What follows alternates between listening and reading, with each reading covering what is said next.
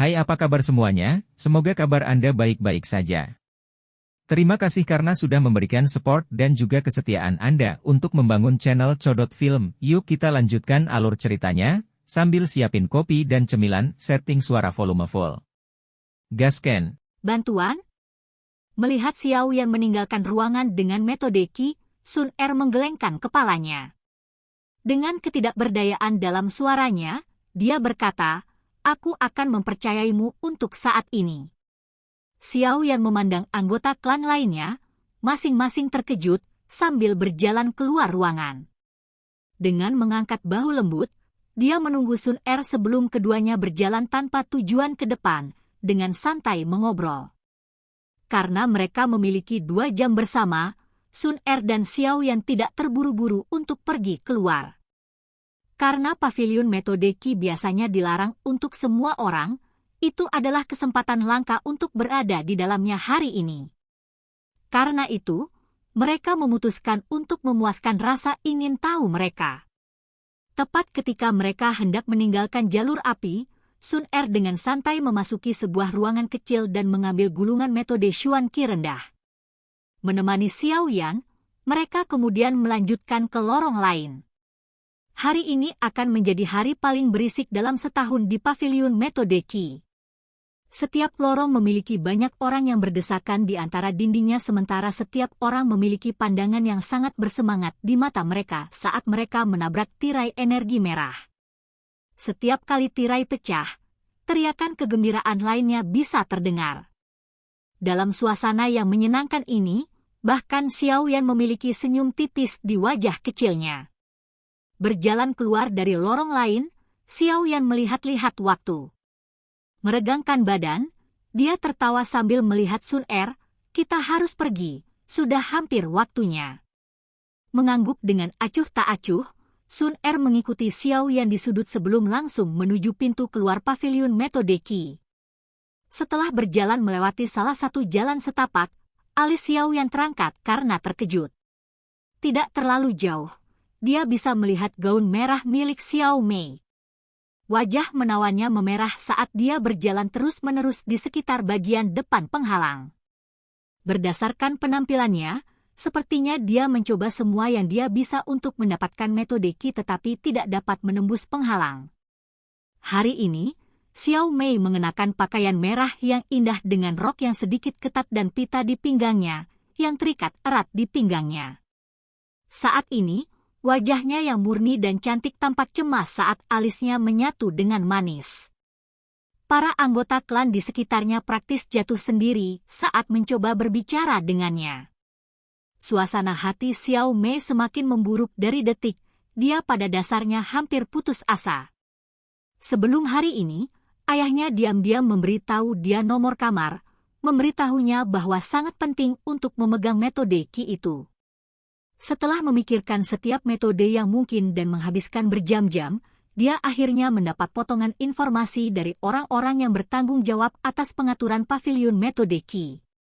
Dia tahu bahwa jika Xiao Mei bisa mendapatkan metode angin atribut Huang Qi tinggi, maka dia akan berada di depan semua orang dalam perebutan kekuasaan.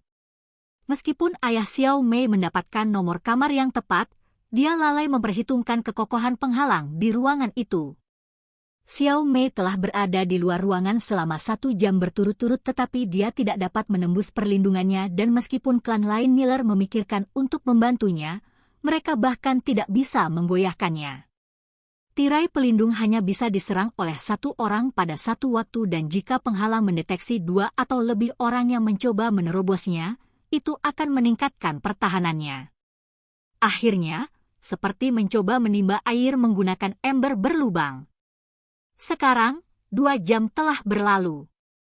Jika dia tidak bisa segera merusak perlindungan di ruangan itu, maka Xiao Mei akan pergi dengan tangan kosong. Berpikir tentang konsekuensi tidak bisa mendapatkan satu metode Qi, mata indah Xiao Mei tidak bisa membantu tetapi mulai berair.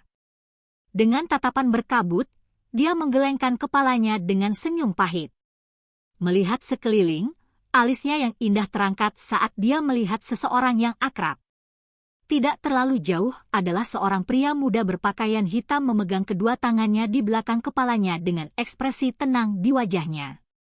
Mengusap wajahnya dengan tergesa-gesa, Xiao Mei sudah menyerah tetapi penampilan Xiao Yan telah membawa harapan baru. Menghapus jejak air matanya, giginya menggigit bibir merahnya saat dia berjalan ke Xiao Yan dengan harapan dia akan membantunya.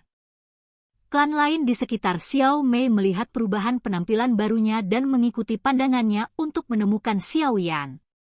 Obrolan rendah mereka perlahan mereda saat tatapan mereka menunjukkan sedikit rasa hormat. Untuk sesaat, jalan yang semula berisik itu segera menjadi sunyi. Bahkan di bawah selusin tatapan, Xiao Yan masih berjalan maju dengan ekspresi acuh tak acuh. Tanpa melirik ke arah Xiao Mei yang tidak bisa merumuskan kata-katanya, dia berjalan melewatinya. Dengan bibir merahnya sedikit terbuka, Xiao Mei menatap Xiao Yan yang baru saja mengabaikannya, tertegun pada perawatan yang dia terima.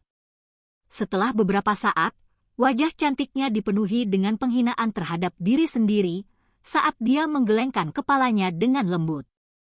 Kemarahan yang meningkat dalam dirinya menghilang dengan cepat saat dia mengingat sikap yang dia tunjukkan terhadap Xiao Yan selama 3 tahun terakhir.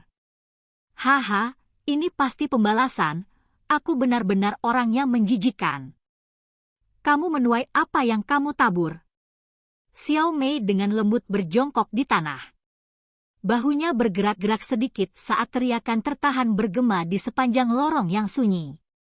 Melihat Xiao Mei yang tampak seperti anak kucing terlantar saat dia duduk di tanah, klan muda di sekitarnya menghela nafas dengan sedih sambil menggelengkan kepala.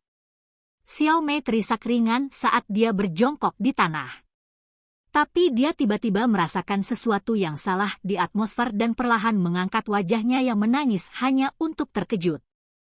Pemuda yang telah pergi telah berbalik dan berjalan perlahan menuju Xiao Mei dengan tangan di belakang kepalanya. Minggir. Xiao Yan berkata dengan acuh tak acuh saat dia melirik Xiao Mei. Ah! Oh! Xiao Mei yang terkejut segera pulih dengan kegembiraan kembali ke wajah cantiknya dan seperti anak yang patuh dia memberi jalan untuknya. Di bawah tatapan penasaran namun bersyukur dari mereka yang hadir, Xiao Yan berdiri di depan tirai yang menjaga pintu. Dengan telapak tangan terulur, anak laki-laki itu menarik napas ringan. Semua orang tetap diam. Lalu tiba-tiba seperti guntur, dia bergerak.